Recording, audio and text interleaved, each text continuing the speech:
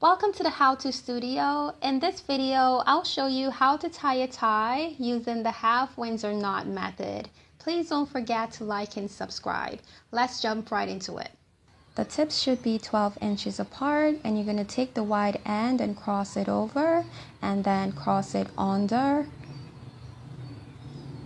And then you're going to pull it through the neck loop, and then you're going to pull it across, and then up through the neck loop again, and then you're going to pull it through the loop at the front, and you're going to slide and finesse. I hope this video was helpful for you in showing you how to tie a tie. If it was, please give this video a thumbs up and also subscribe.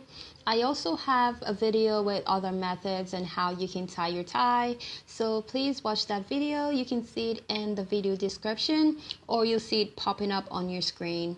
Thank you so much for watching, and I'll see you in the next video.